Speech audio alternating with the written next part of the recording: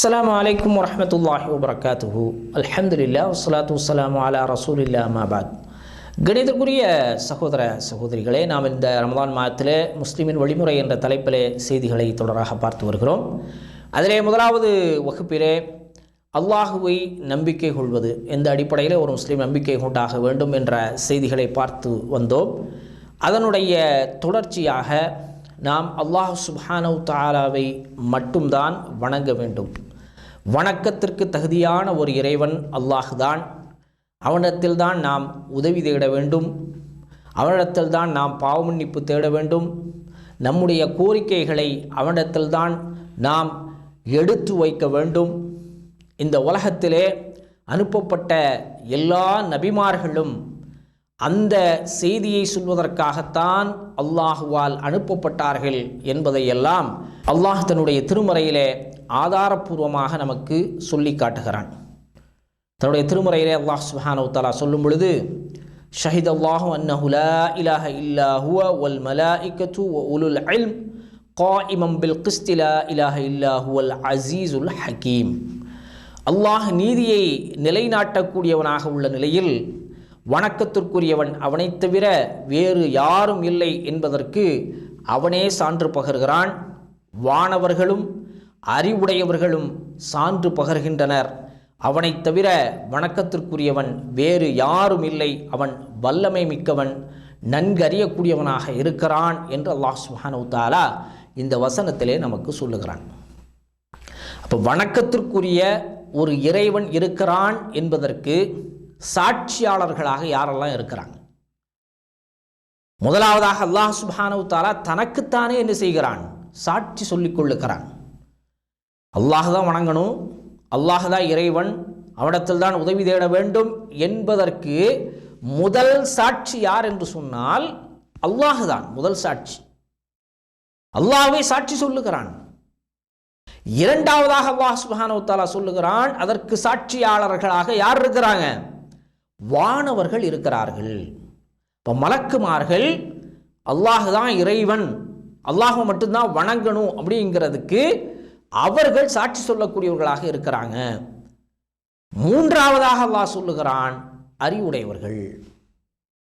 இப்போ யார் சிந்தனை செய்து பார்க்கிறார்களோ, யார் சிந்திக்கிறார்களோ, யார் அல்லாஹுவை பற்றி நாம் தெரிந்து கொள்ள வேண்டும் என்று முயற்சி செய்கிறார்களோ அவர்களுக்கு அல்லாஹ் சுப்ஹானஹு தஆலா மிக தெளிவாக காட்டிவிடுகிறான், வணக்கத்திற்குரியவன் அல்லாஹுதான், அல்லாஹ்விற்கு இணை கற்பிக்க கூடாது, அல்லாஹ்விற்கு நிகராக யாரையும் கொண்டு வரக்கூடாது என்பதிலே மிக தெளிவான அறிவு என்ன செய்யும்? யார் சிந்திக்கக்கூடியவர்களாக இருக்கிறார்களோ, யார் அல்லாஹுவை பற்றி அறிய வேண்டும் என்று நினைக்கிறார்களோ அவர்களுக்கு அல்லாஹ் சுப்ஹானஹு தஆலா என்ன செய்து விடுவான்? தெளிவுபடுத்தி விடுவான். அப்போ அவங்களுக்கு என்ன செய்யும்? மிக தெளிவாக அல்லாஹுதான் இறைவன் என்பதற்கு அவர்களும் சாட்சியாளர்களாக இருக்கிறார்கள் என்பதை அல்லாஹ் சுப்ஹானஹு தஆலா தன்னுடைய திருமறையிலே மிக தெளிவாக சொல்லுகிறான். மற்றொரு வசனத்திலே அல்லாஹ் சொல்லும் பொழுது, வ இலாஹுக்கும் இலாஹும் வாஹித் லா இலாஹ இல்லல்லாஹு வர் ரஹ்மானுர் ரஹீம். அதாவது உங்களுடைய இறைவன் ஒருவன்தான், அவனே வணக்கத்திற்கு தகுதியானவனான அல்லாஹ் என்று சொல்லி அல்லாஹ் சுப்ஹானஹு தஆலா தன்னுடைய திருமறையிலே மிக தெளிவாக சொல்லுகிறான். அவன் நிகரற்ற அன்புடையவனாக அருளாளனாக இருக்கிறான் என்பதையும் தன்னுடைய திருமறையிலே அல்லாஹ் தெளிவுபடுத்துகிறான்.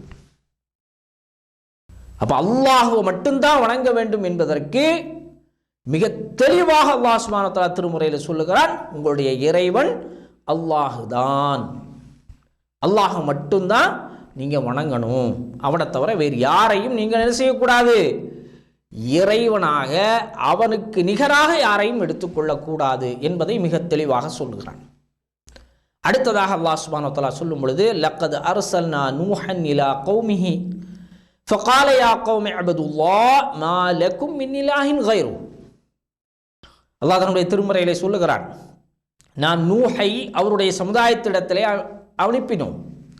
அவருடைய சமுதாயத்திடத்தில் போய் என்ன சொன்னார்?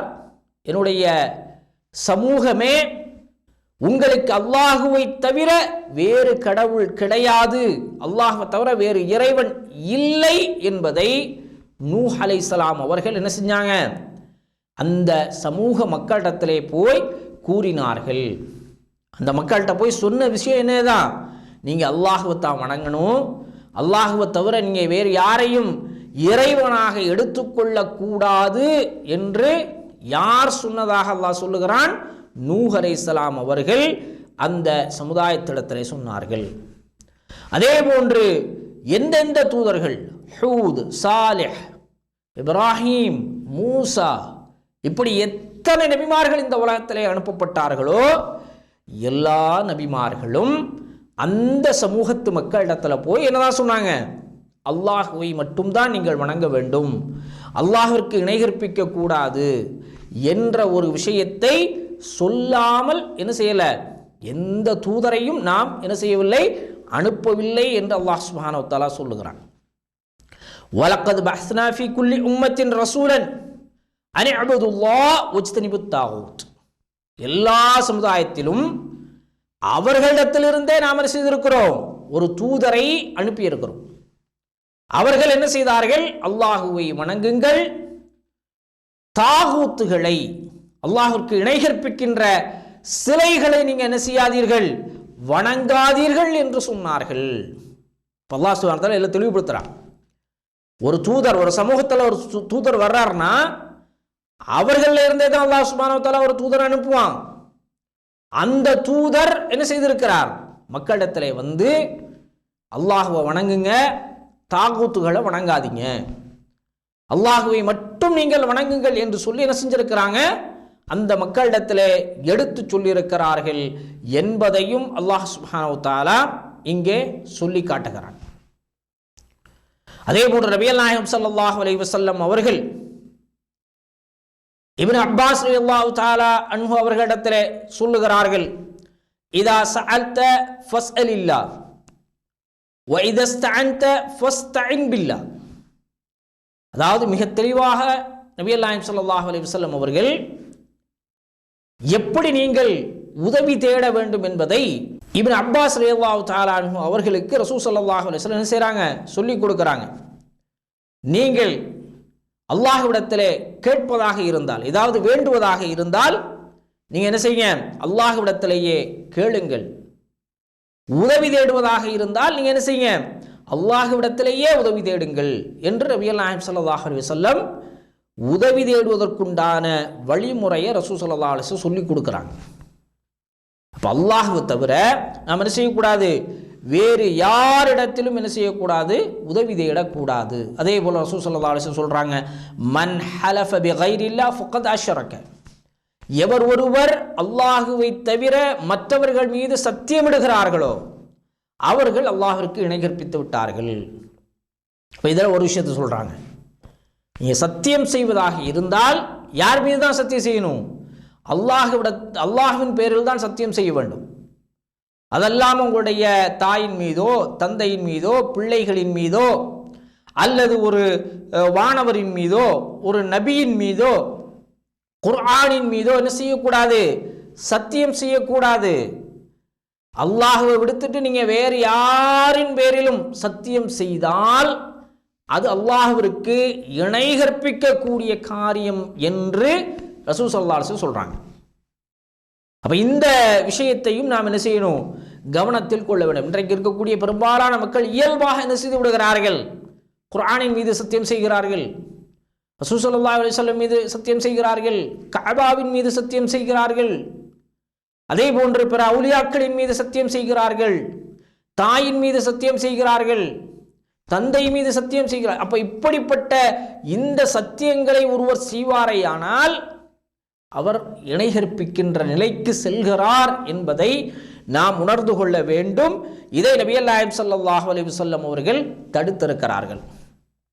நபிகள் நாயகம் ஸல்லல்லாஹு அலைஹி வஸல்லம் அவர்கள் சொல்ல செவியேற்றதாக இப்னு மஸ்ஊத் ரலியல்லாஹு தஆலா அன்ஹு சொல்லுகிறார்கள், நபிகள் நாயகம் ஸல்லல்லாஹு அலைஹி வஸல்லம் அவர்கள் சில விஷயங்களை ஷிர்க், அல்லாஹ்விற்கு இணை கற்பிக்கின்ற காரியம் என்று தடுத்தார்கள். அதில் சொல்லும்போது ஒன்று சொல்றாங்க, இன்ன ருகா வத்தமாயிம் வத்திவாலா, இவை மூன்றும் இணை வைக்கின்ற காரியம் என்று சொல்லி நபிகள் நாயகம் ஸல்லல்லாஹு அலைஹி வஸல்லம் சொல்றாங்க. அதாவது மந்திரித்து ஓதுவது, தாயத்து அணிவது, அதே போன்ற தலையணை மந்திரங்கள், அதாவது மந்திரங்களை ஓதி சுருட்டி வைப்பது, இவைகளை எல்லாம் நபிகள் நாயகம் ஸல்லல்லாஹு அலைஹி வஸல்லம் அவர்கள் இணை கற்பிக்கின்ற காரியம்.